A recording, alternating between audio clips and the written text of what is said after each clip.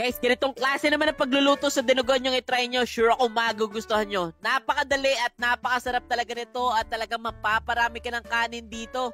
Pwede rin talaga ito pampulutan saktong-sakto. Kaya tara, gawa tayo. So una may 1 kilo't kalahati tayong karne dito at nilagyan natin ng asin at paminta.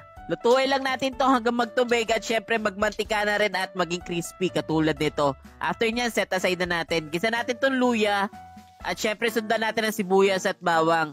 Igisa lang natin hanggang lumabas yung aroma, then lagay na natin yung dugo na galing sa palengke, which is free lang pag bumili kayo ng karne sa kanila. Lagyan natin ng asin, pork cube at syempre paminta. Lutuin lang natin to guys hanggang maging katulad nito. Pag yung medyo lutong-luto na talaga, lagay na natin yung suka, 1 and 1/2 cup lang. Sabay lagyan din natin guys ng tanglad, pampawala talaga ng lansa. Lutuin lang natin ng konti, then lagay na natin yung mga naluto natin na karne kanina. So, konting halo na lang talaga tayo dito. Actually, naluto na to, pero lagyan muna natin ng siling haba para naman talaga magmukhang dinuguan to, guys. So, eto na yung aking version ng dinuguan na napakasarap at sure ako mapaparami ka ng kain dito. So, yun lang guys ha. Salamat sa panonood at thank you for watching. Babush!